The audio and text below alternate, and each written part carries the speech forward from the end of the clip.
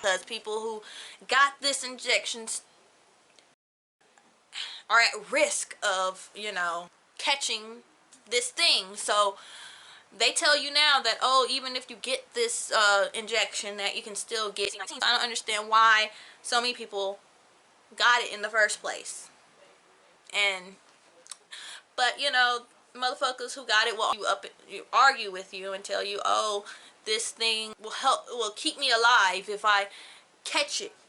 But lo and behold, there are thousands of people, probably millions of people, who got this thing and died, of COVID-19, or still died of other things. So I don't see how this inoculation protects you from death.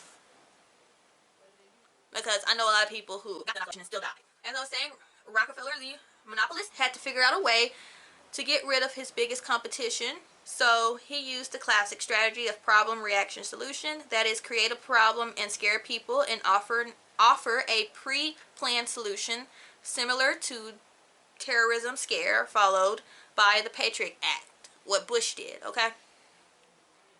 He went to his buddy Andrew Carnegie, another plutocrat who made his money from monopolizing the steel industry, who devised a scheme. From the prestigious Carnegie Foundation, they sent a man named Abraham Flexner to travel around the country and report on the status of medical colleges and hospitals around the country. This led to Flexner Report, which gave birth to the modern medicine as we know it today. Needless to say, the report talked about the need for revamping and centralizing our medical institutions. Based on this report, more than half of all medical colleges were soon closed. Homeopathy and natural medicines were mocked and demonized, and doctors were even jailed. To help the transition to change the minds of other doctors and scientists, Rockefeller gave more than $100 million to colleges, hospitals, and founded let me look this word up because I don't want to say the word all wrong. Hold on. And then I'm gonna reread this because blah. Okay, I was afraid that I was gonna sound stupid trying to sound it out, but apparently I would have said it right if I said it. Philanthropic. Okay, of a person or organization seeking to promote the welfare of others, especially by donating money to good causes, generous or benevolent. So yeah, that's what Johnny Rockefeller was doing when he was donating to black churches. Okay, he knew as long as we were under that illusion, their spell, Jesuit spell, they could make us believe anything. Like this whole stolen African story. Like anybody who has a mature, logical mind can see the holes in the whole stolen African story. Okay. Like, for one, a voyage from Africa to America takes 4 months, okay? 4 whole months on a ship that do not have a motor, okay? These Africans are at the bottom of this ship, chained up, and they're not unchained to get up to go poop and pee, so they have to defecate on top of each other. Since we're laid down, stacked, chained up, that's how they have us in these paintings or these drawings. They have us stacked up like little sardines, and they're chained up, and, they were not unchaining these African slaves to just go poop, to get sunlight, to come up on the deck to get sunlight. So, I mean, with those conditions right there, a human will die within a week, of being in a room full of poop and pee, not being fed every day, and then we're not getting fresh water. We're not getting fed every day. We're not getting sunlight. We're just stacked like sardines at the bottom of a ship, and we are being transported to a whole new country to be servants to white people. Like, anybody who has a logical mind, who's not stuck in fantasies, like Bible Day fantasies, can see that, this is a whole big lie right here. You can piece it apart very easily. I mean, the ocean have currents, so you can't sail straight across from America to Africa. Like how they show Africa and America on the map, like, it's right next to each other, you can just sail straight across. No. The ocean currents will not allow. By prevailing winds are called drift currents. In the northern hemisphere, the circulation of the oceans is clockwise, and in the southern hemisphere, the currents are anti-clockwise. Currents originating from the polar regions carry cold water. There's the California current, the Peru or Humboldt current, the Labrador, Canaries, Benguela, the Antarctic circumpolar currents, and the Oyashio. Currents originating from the equatorial regions carry warm water. There's the Gulf Stream and North Atlantic Drift, the Brazil Current, the North and South Equatorial Currents, and the Kuroshio.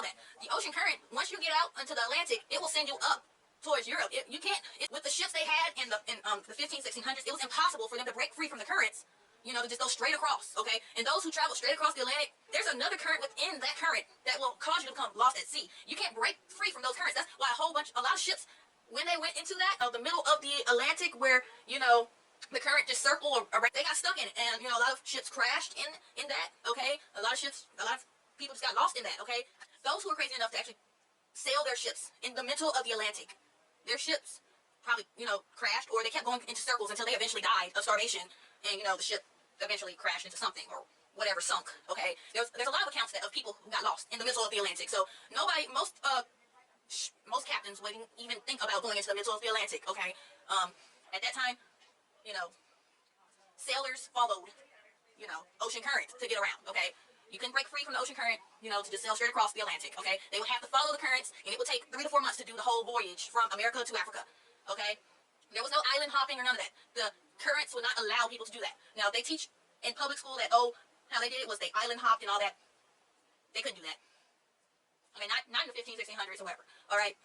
So, like, there's plenty of people that debunk the middle passage in transatlantic slave trade by using the ocean currents and the fact that, you know, there wasn't any bathrooms in these ships, and the fact that they wasn't fed a meal daily or let up on the deck for sunlight. I mean, and then someone sent me this little article that was written in 2020 about, you know, how the conditions of slave ships and how slaves lived on the slave ships, and claiming that slavers would unchain the slaves so they could do exercises on the dock. Like, are you kidding me? Like, y'all really believe that now? And they're just coming up with this information now in 2020. They wasn't teaching this in schools, okay? But now some scholar came up with this, okay? And whose account? Like, I need to see whose journal this is coming from, whose diary this is coming from. Y'all don't give any names of, you know, these slavers who claim, you know, they were laying the slaves up to do the exercise. Who wrote these accounts? Who saw this, okay? Like, and, you know, the accounts of the slaves. Like, nobody disclosed the diaries where, you know, or where did this come from, or the names of the slaves, you know, of these accounts. You know, we don't get the names of these people or diaries or anything. We just have to believe the scholar and, you know, their sources. We don't get the names of their sources, but we just gotta believe, okay? Like, seriously.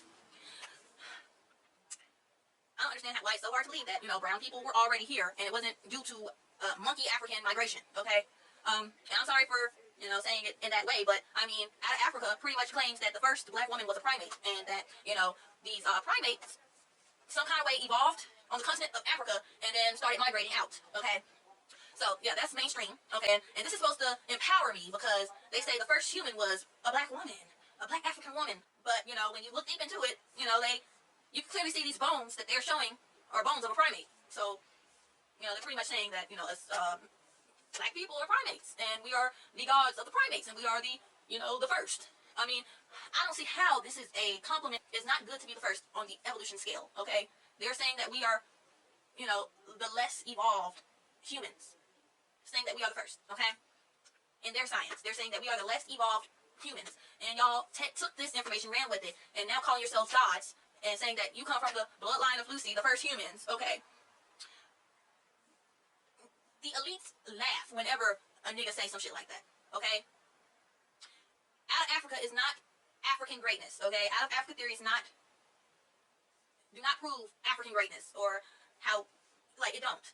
It pretty much, you agreeing to the out of Africa theory, you're pretty much telling everyone that, yes, you believe that you are a monkey, you believe that your people are monkeys, and that we all come from monkeys, okay? Like, I don't understand how it's hard for our people to grasp this, okay? I don't understand. Like, and these are the most educated people of our group, supposedly. They love to push the out of Africa theory, and those of us who reject it, they say that we are the coons or whatever, and that we hate Africa or whatever, is because we reject the out of Africa theory. I do not come from monkeys, okay? My ancestors do not come from monkeys, okay? Now, those people on the other side, they do look a little monkey-like, a little monkey-ish, okay? So, maybe they are, but I know my people from over here on this side of the world, we don't come from monkeys. If anything, we might come from, you know, more aquatic animals or something like that, or even reptiles, but we don't come from no monkey, okay? And those of you in the conscious community, you need to let go of this, okay? We have nothing to do with Africa, and Africans have nothing to do with us. They are indigenous to their land, we are indigenous to our land. Now, if you have African relatives, and you know that you immigrated here in the 1960s or whatever, when the Immigration Act, you know, we had another Immigration Act that was that was written up in the 1960s around the time of the civil rights movement that allowed more, brown immigrants to come to America, and a lot of African immigrants came in the 60s after the civil rights movement. Okay, and from there's been a lot of mixing going on with Africans and Europeans. Okay, but before then, our people, we wasn't into all that mixing. But now, yeah, there's a lot of so-called Black Americans that have African in their DNA from that from all the immigrants coming in the 60s. Okay, but yeah, before then, our people, most of us did not have any African in us, except for those of us who mixed in with the Blackamoors that were brought here. Those are the only Africans that were brought here in the 15 and 1600s were the Blackamoors, and they were servants to the Jesuits. Okay, those were the only slaves, really. They used the indigenous Americans to farm the land and paid us pennies a day to just farm for them, while they had the Blackamoors in their homes cleaning, being the house Negro. And being a house Negro had nothing to do with skin color. You could be a house Negro as a dark-skinned man, okay, or a woman. Okay, they had dark people cleaning for them in their house, okay, brother, and those who they used as house Negroes, of course, they were the Blackamoors they brought with them. You think they would trust some jungle African that they just brought overseas to stay in the house with them, or, an indigenous field Negro? They wouldn't trust them in the house with them, but they would trust the Blackamoor that they brought with them that, they were, indentured servants or, prisoners of war, the Blackamoors that they brought with them. Yeah. Like, I just don't understand how Negroes can just take the information they're given in these public schools and just believe, like, everything for face value, instead of, like, taking everything in with a grain of salt and just, doing extensive research on the topic, okay, before, believing it as fact. The reason why our ancestors wasn't able to break, piece this apart, because, I mean, for one, they were all under the Jesuit spell. 99.99% of melanated people back in that day were Christian and were under the illusion, Bible Day illusion, okay? So, if, telling people that believes that a man walked on water and was able to make fish, rain down on them, telling them that they are stolen Africans, they're not going to really question that. They're not going to, people who are Christian are not critical thinkers, okay? So they're not going to question anything. They believe a man came who can turn water into wine. So they're not going to question anything, okay? They believe in the impossible, okay? So, telling a Negro that, they were stolen from Africa and whatever, they're not going to question they're not going to ask how and why, and they're going to just believe, okay? And that's my theory on it. They just took what the Jesuits told them and for face value and built off of that, okay? That's what the boys did, okay? And all that. They just built off of what the Jesuits told them, and I don't understand how or why they would just do that, knowing that these people, well, I don't know. I think the boys, he was probably more than likely a Blackamoor. All these people who were behind the creation of, the Black Greek societies, and maybe they had a hand in creating the fake history. Maybe they knew that we wasn't no stolen Africans. They just went ahead and helped, create the fake narrative to help their masters, in their plan of world domination. As long as they got a piece of the pie, they will help in creating this lie. As long as they get the piece of the pie, they will help in the creation of the lie. And that's my theory. That's a download I just got. As long as these bootleg motherfuckers got a piece of the pie, they will help in, pushing the lie. So yeah, the Blackamoors, are playing their part still to this day. Blackamoors are the elites that we see every day on TV, and the mainstream artists, Beyonce, Jay-Z, all these mainstream black powerful black people, Denzel Washington, all these powerful black people, I believe they are full-blooded Blackamoors. That's why they have the power that they have and the money that they have. You can only those who are full-blooded Blackamoor or Jesuit have the Jesuit bloodline. What is it? What's his name? They come from the Vlad the Impaler's line and King, what's his name? King Henry. King Henry the First. Pale skin